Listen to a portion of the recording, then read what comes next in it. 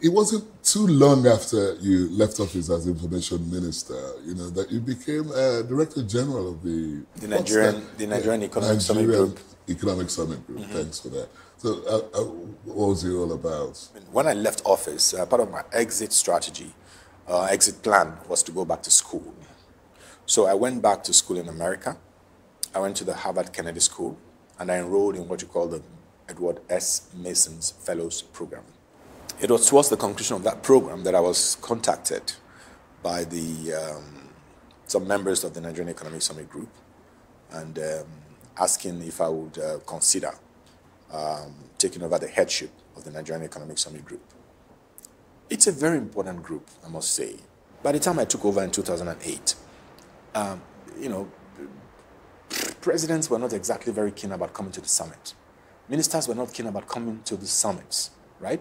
And so when the presidents did come, it was a case of declaring the summit open and then leaving. But one of the things that I told President Yar'Adua was that, listen, sir, with due respect, you cannot have a situation where the cream of your, the movers and shakers, the drivers of your economy converge in Abuja. And all the government can do is have a president who shows up for 30 minutes, gives some speech, and goes away. And the moment the president went away, the ministers followed him. Once the ministers followed him, the permanent secretaries followed him, and their directors in that order.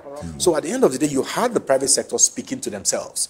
And so one of the ways in which I tried to ensure that the president was more involved was to create what I call the presidential policy dialogue, which was non-existent in the past, when we got the president sitting down over a 2-hour period and actually engaging in a meaningful conversation with the private sector, both locally and internationally. In these days of minimum wage, and all of that, where and how have, people, especially public servants, benefited from, the National Economic Summit Group? Let me put on record that I do not speak on behalf of the NESG. Whatever I say, please, should not be attributed to the Nigerian Economic Summit Group. These are just my personal views. And so, but having said that, I believe that the policy approach is fundamentally flawed.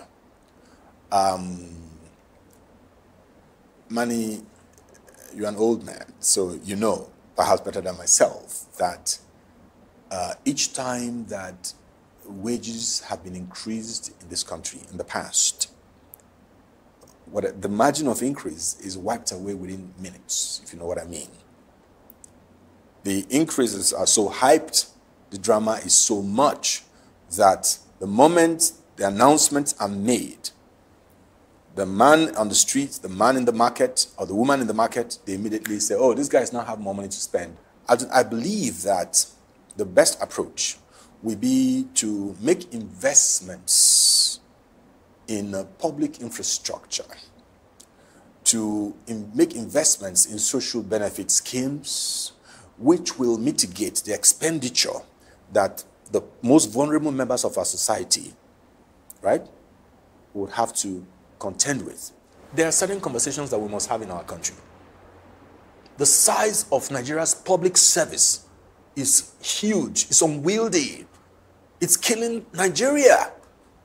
And if I were to ask you to hazard a guess, for whatever it's worth, hazard a guess about the total number of public civil servants we have in our country. I'm not too sure if I'm correct to think, as somebody pointed out, that between the military, the police, the customs, and the other services, yes, we don't total up to 5 million. You're very correct.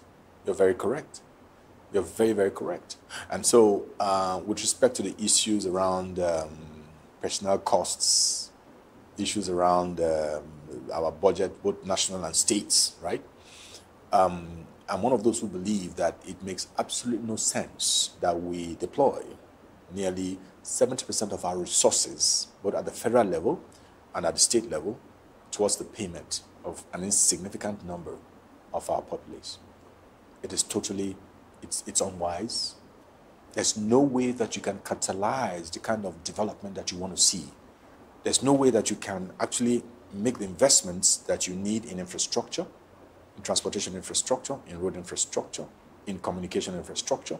There's no way in healthcare infrastructure you should take all the monies that you earn and use it and deploy it to personnel and overhead costs. It's mindless. It's even worse today that we have to borrow to finance the deficit for the purposes of paying overhead costs and personnel costs. It is mindless, to say the least. It's dangerous. I don't know how familiar you are with the national budgets, or even with the state budgets. There are few states in this country today that spend less than 60% of the entire budgets on personnel. Do you know this? Yeah. It may not be the fault of the workers, right? It is the fault of the entire nation, if you ask me.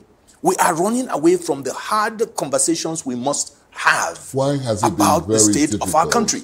Why has it been very difficult from successive governments to make these changes? Well, I think it is just political will. So people are focused on winning elections. People do not want to take the hard decisions. People don't want to have to really sit down and tell the nation the state of affairs. This country, whether the states and the country at large, cannot continue the way we are going. We cannot take all the monies we earn as a people and use it to just pay for an insignificant number of our citizens when we need infrastructure that caters to 99.9% of the rest of the citizens. In the end, everybody loses. The people that you're paying those monies, and the people that you're not paying, everybody loses. We must have that conversation. Our bureaucracy is unwieldy. It is not sustainable.